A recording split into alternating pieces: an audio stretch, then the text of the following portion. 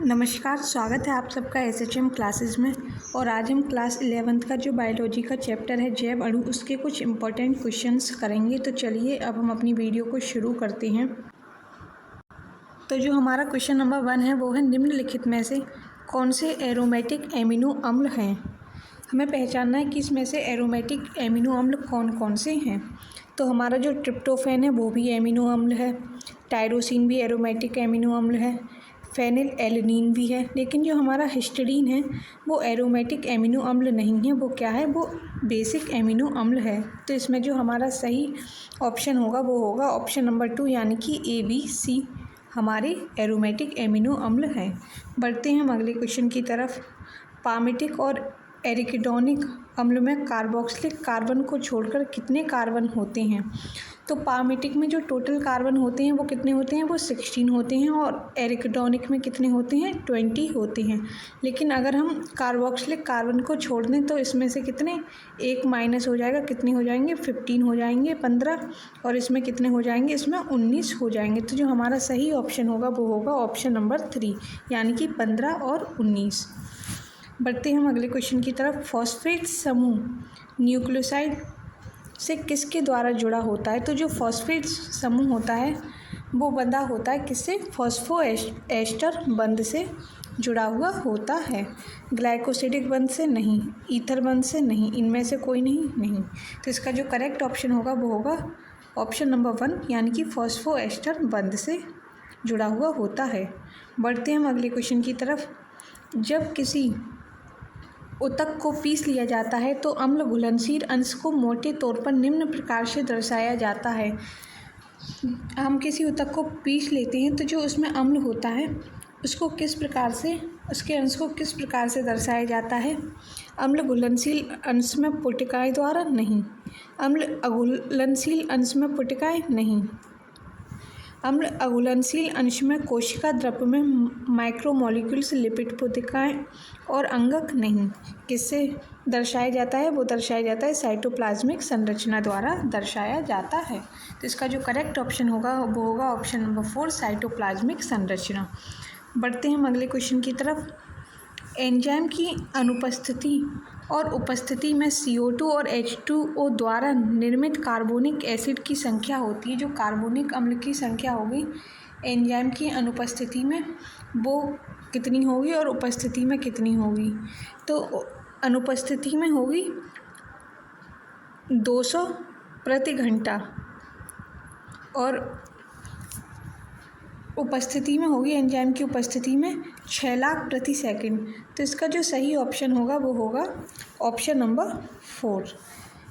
200 यहाँ पर घंटा नहीं दे रखा है, प्रति घंटा यहाँ भी नहीं दे रखा है, और 6000 सेकंड दे रखे हैं।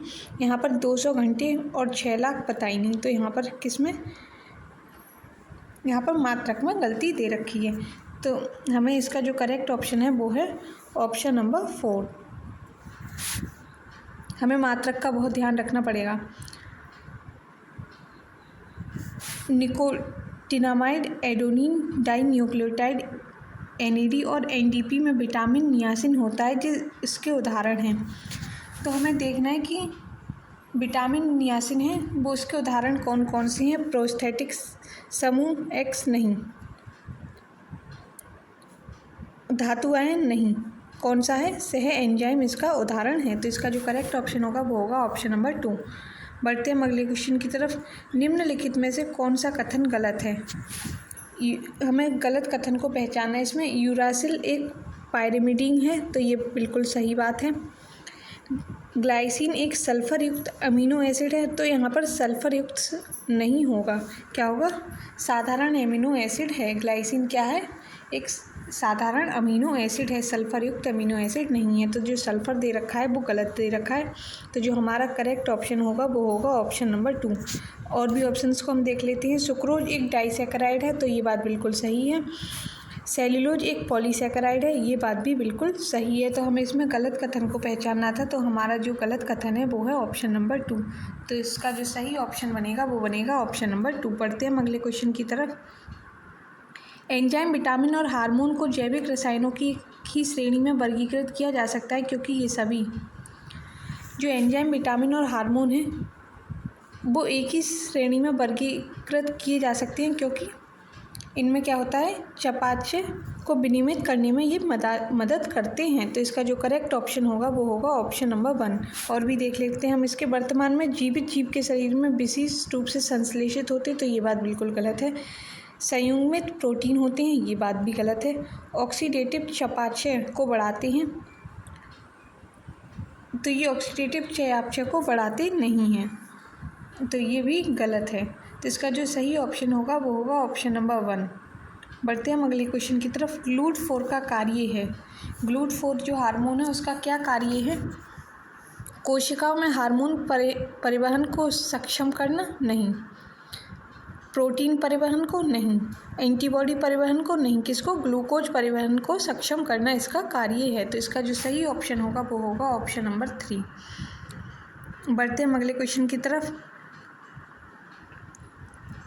20 अलग अलग एमिनो एसिड में अलग अलग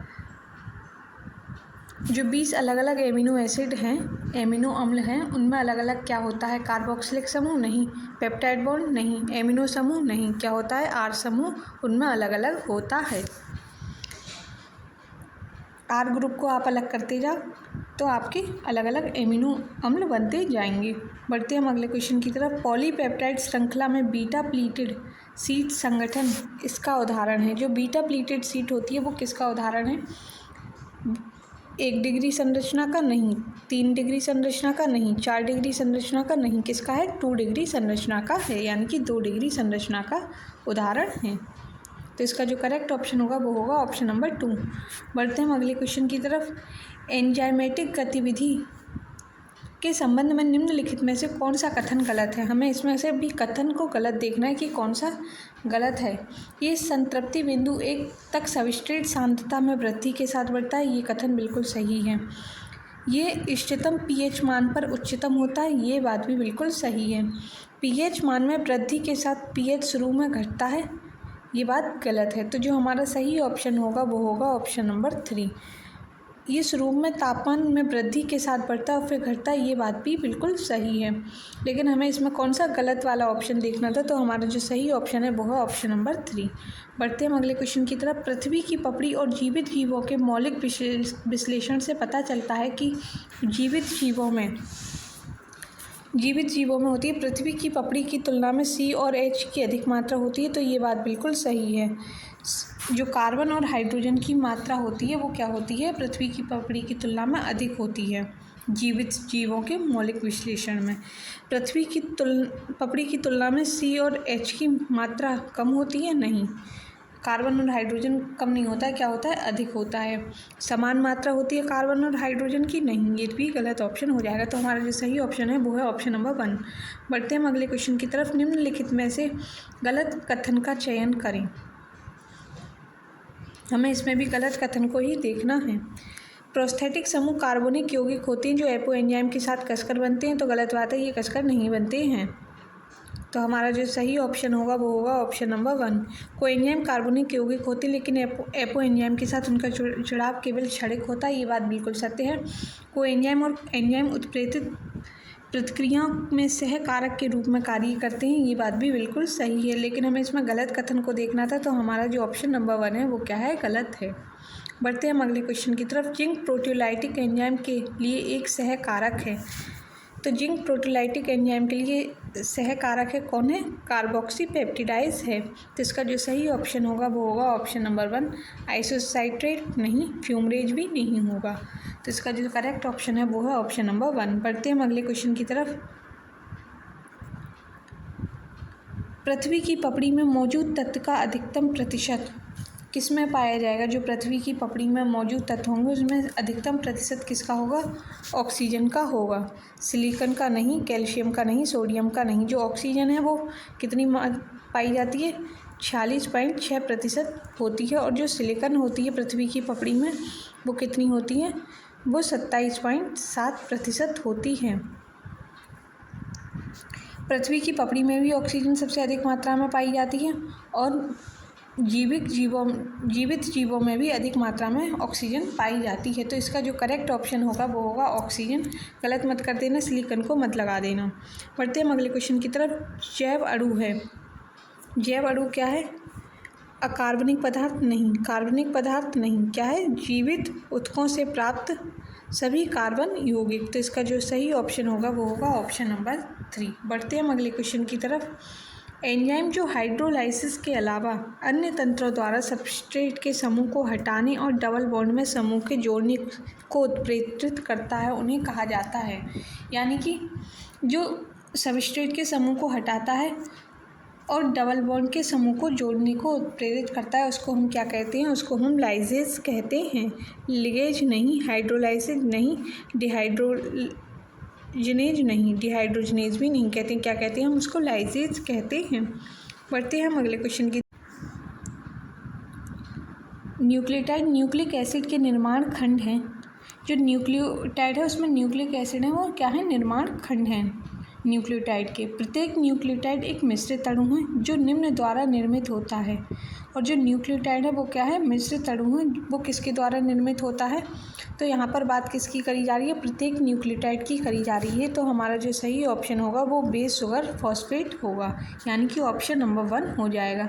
अगर हम यहाँ पर बात प्रत्येक नहीं लगाते, केवल लिखते न्यूक्लियोटाइड एक मिश्रित अणु है, तो हमारा जो सही ऑप्शन बनता वो बनता बेस शुगर फॉस्फेट का होल एन, यानी कि ऑप्शन नंबर 3 हमारा सही होता अगर हम प्रत्येक नहीं लगाते। लेकिन हमने यहाँ पर प्रत्येक लगाया तो हमारा जो सही ऑप्शन होगा वो होगा ऑप्शन नंबर 1। बढ़ते हैं हम अगले क्वेश्चन की तरफ। एंथोसाइनिन एक, जो एंथोसाइनिन है वो क्या है? वो एक पिगमेंट है। एल्कालो नहीं, टॉक्सिन नहीं, दवा नहीं, क्या है? पिगमेंट है। तो जो हमारा सही ऑप्शन होगा वो होगा ऑप्शन नंबर 2। बढ़ते हैं हम अगले क्वेश्चन की तरफ। एंजाइम प्रतिक्रिया के दौरान बनने वाले सबस्ट्रेट की संक्रमण अवस्था संरचना है। तो एंजाइम प्रतिक्रिया के दौरान बनने वाले सबस्ट्रेट की जो संक्रमण अवस्था है वो कैसी होती है? वो क्षणिक और अस्थिर होती है। कैसी होती है? क्षणिक और अस्थिर होती है। तो जो हमारा सही ऑप्शन होगा वो होगा ऑप्शन नंबर 1। स्थायी और स्थिर नहीं, क्षणिक लेकिन स्थिर नहीं, स्थायी लेकिन अस्थिर नहीं। कौन सा? क्षणिक और अस्थिर, यानी कि ऑप्शन नंबर 1 होगा। यहाँ पर हमने कुछ क्वेश्चंस को डिस्कस किया है। अगर आपको वीडियो पसंद आई हो तो लाइक, शेयर और सब्सक्राइब ज़रूर करें। Thank you.